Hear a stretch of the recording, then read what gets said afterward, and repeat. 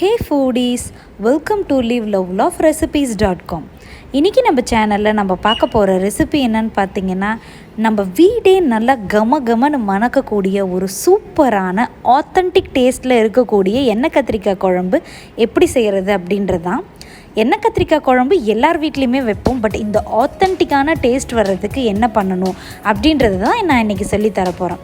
In case நீங்கள் எண்ணெய் கத்திரிக்காய் லவராக இருந்தீங்க அப்படின்னா கண்டிப்பாக இந்த மெத்தடில் செஞ்சு பாருங்கள். Definitely you will love it. வாங்க இப்போ இந்த ரெசிபி எப்படி செய்யலான்றதை பார்ப்போம். ஃபர்ஸ்ட் இதுக்கு ஒரு கடாயை சூடு பண்ணிவிட்டு அதில் 2 டேபிள் ஸ்பூன்ஸ் ஆஃப் ஆயிலை ஹீட் பண்ணிக்கோங்க. ஆயில் நல்லா சூடானதுக்கு அப்புறமா நம்ம எடுத்து நல்லா கழுவி க்ளீன் பண்ணி வச்சுருக்கிற பிரிஞ்சால் இருக்குது இல்லையா, அதை நம்ம ஆட் பண்ணிக்க போகிறோம். பிரிஞ்சாலை இதில் சேர்த்து நம்ம வதக்கிறதுக்கு முன்னாடி பிரிஞ்சாலில் எக்ஸ் மாதிரி கீழே ஒரு கட் கொடுத்துருங்க. ஸோ தட் உள்ளார எல்லாம் நல்லா நம்மளுக்கு வெந்து நல்லா பல்ப்பையாக கிடைக்கும். அதனால தான் இந்த மாதிரி நம்ம செய்கிறது.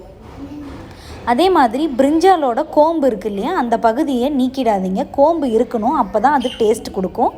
ஸோ பார்த்து அதுக்கு தகுந்த மாதிரி நல்லா இந்த மாதிரி சுருளை வதக்கி எடுத்துக்கோங்க.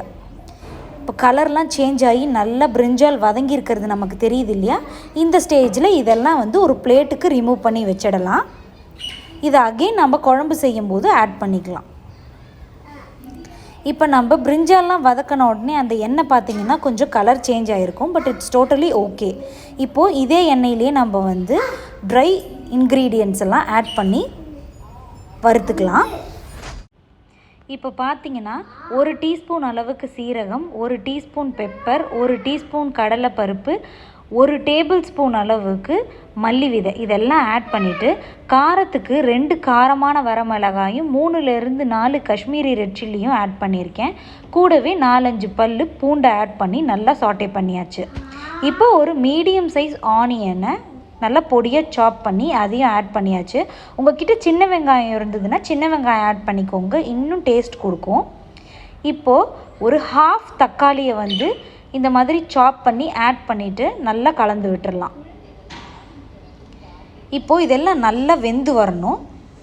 இதுக்கு தேவையான அளவுக்கு உப்பு ஆட் பண்ணி கலந்து விட்டுடலாம் நல்லா.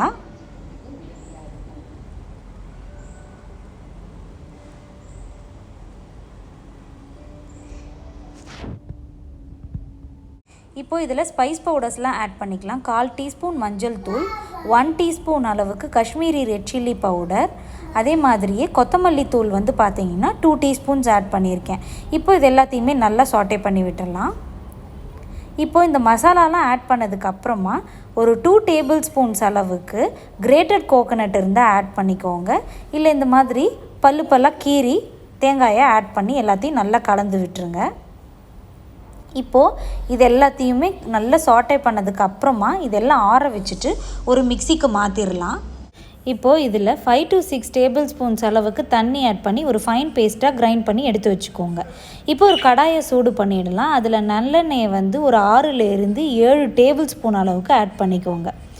எண்ணெய் சூடானதுக்கப்புறமா அதில் 1 டீஸ்பூன் கடுகு உளுந்தம்பருப்பு ஆட் பண்ணிவிட்டு கொஞ்சமாக பெருங்காய பவுடரை ஆட் பண்ணிக்கலாம். இப்போது கொஞ்சமாக கருவேப்பிலை இலைகளை ஆட் பண்ணிவிட்டு எல்லாத்தையும் நல்லா வதக்கி விட்டுடலாம். இப்போது நம்ம ஏற்கனவே கிரைண்ட் பண்ணி வச்சுருக்கிற மசாலா பேஸ்ட்டை இதில் ஆட் பண்ணிக்க போகிறோம். இப்போது கொஞ்சமாக மிக்ஸி அலம்பின தண்ணியை ஆட் பண்ணிவிட்டு எல்லாத்தையும் நல்லா கலந்து விட்டு இதை கொதிக்க விடணும். மீன்வயலில் ஒரு கோலி குண்டு அளவுக்கு புளி எடுத்து அதை சுடுதண்ணியில் நான் கரைச்சி வடிகட்டி வச்சுருக்கேன். அந்த தண்ணியையும் இதிலேயே ஆட் பண்ணி எல்லாத்தையும் நல்லா கலந்து விட்டுருங்க. இப்போது ஃப்ளேமை ஒரு மீடியம் டு ஹை ஃப்ளேமில் வச்சு கொதிக்க விடுங்க. குழம்பு இந்த மாதிரி நல்லா கொதித்து வரணும். ஒரு 5 to 10 மினிட்ஸ் நல்லா குழம்பு கொதித்ததுக்கு அப்புறமா நம்ம வதக்கி வச்சுருந்தோம் இல்லையா பிரிஞ்சால், அதை எல்லாத்தையும் ஆட் பண்ணிவிட்டு நல்லா கலந்து விட்டுடலாம். இப்போது ஒரு லோ மீடியம் ஃப்ளேமை வச்சதுக்கப்புறமா இந்த மாதிரி நல்லா கொதி வரும்போது 1 டீஸ்பூன் அளவுக்கு வெல்லத்தை ஆட் பண்ணிக்கோங்க. இல்லைனா சர்க்கரை இருந்ததுன்னா சர்க்கரையை கூட ஆட் பண்ணிக்கலாம். எல்லாத்தையும் நல்லா கலந்து விட்டுருங்க. ஃபஸ்ட்டு ஸ்டேஜ் ஆஃப் நம்ம குழம்பு பார்த்திங்கன்னா இப்படி தான் இருக்கும். சைட்ஸில் நல்லா எண்ணெய் பிரிஞ்சு வரும்.